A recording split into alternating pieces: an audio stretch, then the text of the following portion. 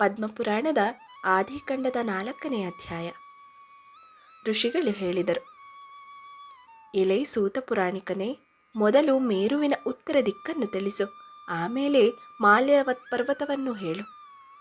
ಸೂತನು ಹೇಳಿದನು, ಮೇರು ಪರ್ವತದ ಉತ್ತರ ಪಾರ್ಶ್ವದಲ್ಲಿ, ನೀಲ ಪರ್ವತಕ್ಕೆ ದಕ್ಷಿಣದಲ್ಲಿ, ಸಿದ್ಧರಿಗೆ ಆಶ್ರಯವಾಗಿಯೂ ಪುಣ್ಯಭೂಮಿಯಾಗಿಯೂ ಇರುವ ಆ ಉತ್ತರ ಕುರುದೇಶ ಇರುವುದು. ಅಲ್ಲಿರುವ ವೃಕ್ಷಗಳು ಸಿಹಿಯಾದ ಫಲಗಳನ್ನೇ ಬಿಡುವವು, ಯಾವಾಗಲೂ ಫಲಪುಷ್ಪಗಳಿಂದ ಕೂಡಿರುವವು. ಹೂಗಳು ಸುಗಂಧವಾಗಿಯೂ ಫಲಗಳು ರಸಭರಿತವಾಗಿಯೂ ಇರುವವು. ಬ್ರಾಹ್ಮಣೋತ್ತಮರೇ, ಕೆಲವು ವೃಕ್ಷಗಳು ಕೋರಿದ ಫಲಗಳನ್ನು ಕೊಡುವವು, ಮತ್ತೆ ಕೆಲವು ಹಾಲುಳ್ಳ ಮರಗಳು. ಆ ಮರಗಳು ಯಾವಾಗಲೂ ಪಂಚಾಮೃತಕ್ಕೆ ಸಮವಾದ ಕ್ಷೀರವನ್ನು ಪ್ರಸವಿಸುವವು, ಬಟ್ಟೆಗಳನ್ನು ಕೊಡುವವು, ಹಣ್ಣುಗಳಲ್ಲಿ ಆಭರಣಗಳನ್ನು ಕೂಡ ಬಿಡುವವು. ಎಲ್ಲ ಭೂಮಿಯಲ್ಲೂ ರತ್ನಗಳು ಹೇರಳವಾಗಿರುವವು, ಸೂಕ್ಷ್ಮವಾದ ಚಿನ್ನದ ಪುಡಿಗಳುಳ್ಳ ಮರಳು ದಿಣ್ಣೆಗಳು ಕಂಡುಬರುವವು. ಎಲ್ಲ ಋತುಗಳಲ್ಲಿಯೂ ಭೂಮಿಯ ಸುಖ ಸ್ಪರ್ಶವುಳ್ಳದ್ದಾಗಿರುವುದು. ಋಷಿಗಳು ನಿರ್ಮಲ ಹೃದಯರು. ಅಲ್ಲಿನ ಜನರೆಲ್ಲ ದೇವಲೋಕದಿಂದ ಪುಣ್ಯವನ್ನು ಅನುಭವಿಸಿದ ನಂತರ ಉಳಿದ ಪುಣ್ಯದಿಂದ ಅಲ್ಲಿಗೆ ಬಂದು ಹುಟ್ಟಿ ಬೆಳೆದವರು. ಶುದ್ಧವಾದ ವಂಶದಲ್ಲಿ ಹುಟ್ಟಿದವರಾಗಿಯೂ ನೋಡಲು ರಮ್ಯರಾಗಿಯೂ ಇದ್ದಾರೆ. ಸ್ತ್ರೀ ಪುರುಷರ ದ್ವಂದ್ವಗಳು ಅಲ್ಲಿರುವವು. ಸ್ತ್ರೀಯರು ಅಪ್ಸರ ಸ್ತ್ರೀಯರಿಗೆ ಸಮವಾಗಿರುವರು. ಅಲ್ಲಿನ ಜನರು ಅಮೃತಕ್ಕೆ ಸಮವಾದ ಆ ವೃಕ್ಷದ ಹಾಲನ್ನೇ ಕುಡಿಯುವರು. ತಾರುಣ್ಯ ಬಂದಾಗ ಸಮಾನ ರೂಪಗುಣಗಳಿಂದ ಕೂಡಿರುವ ಒಂದೇ ವಿಧವಾದ ಪ್ರೀತಿಯುಳ್ಳ ಸ್ತ್ರೀ ಪುರುಷರು ಸೇರಿ ಅಲ್ಲಿ ಬೆಳೆಯುವರು. ಆ ಸ್ತ್ರೀ ಪುರುಷ ಯುಗ್ಮವು 2 ಚಕ್ರಗಳು ಒಂದು ಗಾಡಿಯನ್ನು ಅನುಸರಿಸುವಂತೆ ಪರಸ್ಪರ ಅನುಸರಿಸುವರು. ಇಲ್ಲಿರುವ ಜನಗಳು ರೋಗವನ್ನೇ ತಿಳಿಯರು, ಯಾವಾಗಲೂ ಸಂತುಷ್ಟ ಹೃದಯರು. ಇವರು 11,000 ವರ್ಷಗಳ ಕಾಲ ಬದುಕುವರು, ಒಬ್ಬರನ್ನೊಬ್ಬರು ಅಗಲುವುದೇ ಇಲ್ಲ.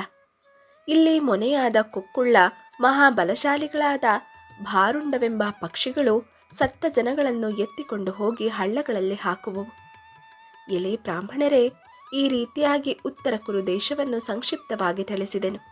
ಮೇರುವಿನ ಪೂರ್ವ ಪಾರ್ಶ್ವವನ್ನು ಯಥಾಯೋಗ್ಯವಾಗಿ ತಿಳಿಸುವೆನು. ಭದ್ರಾಶ್ವವೆಂಬ ವರ್ಷವು ವರ್ಷಗಳಲ್ಲೆಲ್ಲ ಮೇಲಾದುದು, ಅಂದರೆ ಖಂಡಗಳಲ್ಲೆಲ್ಲ ಮೇಲಾದ ಖಂಡ.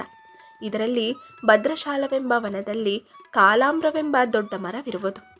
ಆ ಕಾಲಾಮ್ರವಾದರೂ 1 ಯೋಜನೆ ಎತ್ತರವುಳ್ಳದ್ದಾಗಿಯೂ ಯಾವಾಗಲೂ ಫಲಪುಷ್ಪಗಳಿಂದ ಕೂಡಿ ಸಿದ್ಧ ಚಾರಣರಿಗೆ ಸಂತೋಷವನ್ನುಂಟು ಮಾಡುವುದು.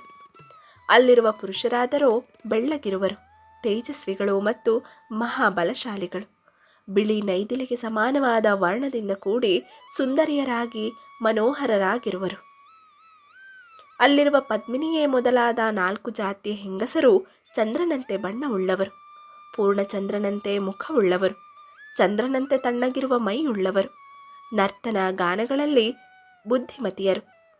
ಇಲ್ಲಿ ವಾಸಿಸುವ ಜನರು ಕಾಲಾಮ್ರವೆಂಬ ಮಾವಿನ ಮರದ ಹಣ್ಣಿನ ರಸವನ್ನು ಕುಡಿಯುತ್ತಾ ಯಾವಾಗಲೂ ತರುಣರಾಗಿಯೇ ಇದ್ದುಕೊಂಡು 10,000 ವರ್ಷಗಳು ಬದುಕುವರು.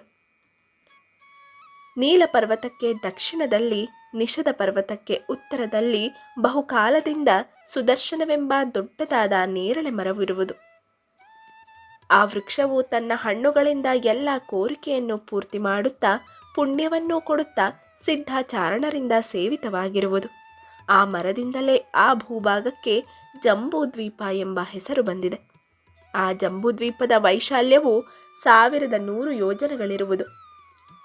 ಅಲ್ಲಿರುವ ಮಾಲ್ಯವತ್ ಪರ್ವತದ ಪೂರ್ವ ಶಿಖರದಲ್ಲಿ ಮೇರುವಿನ ಪೂರ್ವ ಭಾಗದಲ್ಲಿ ವರ್ಣಿಸಿದ ಗುಣಗಳುಳ್ಳ ವಸ್ತುಗಳು ಕಂಡುಬರುವವು. ಬ್ರಾಹ್ಮಣೋತ್ತಮರೇ, ಮಾಲ್ಯವತ್ ಪರ್ವತದ ವಿಸ್ತಾರವು 50,000 ಯೋಜನವು. ಅಲ್ಲಿ ಜನರು ಮಹಾರಜತರೆಂದು ಪ್ರಸಿದ್ಧರಾಗಿರುವರು. ಆ ಮಾನವರಾದರೋ ಬ್ರಹ್ಮಲೋಕದಿಂದ ಚ್ಯುತರಾದವರು. ಬ್ರಹ್ಮ ಒಂದೇ ಸತ್ಯವೆಂದು ಹೇಳುವರು. ಉತ್ತಮವಾದ ತಪಸ್ಸನ್ನು ಆಚರಿಸುವವರು, ಇಂದ್ರಿಯ ನಿಗ್ರಹದಿಂದ ಮೇಲ್ಮುಖವಾದ ಶುಕ್ಲವುಳ್ಳವರು. ಸೂರ್ಯನನ್ನು ಕಾಪಾಡಲು ಅಲ್ಲಿರುವ 66,000 ಪ್ರಾಣಿಗಳು ಆತನ ಬಳಿಗೆ ಹೋಗುತ್ತವೆ. ಅವು ಸೂರ್ಯನನ್ನು ಸುತ್ತುಗಟ್ಟಿಕೊಂಡು ಅರುಣನ ಮುಂದೆ ಹೋಗುತ್ತವೆ.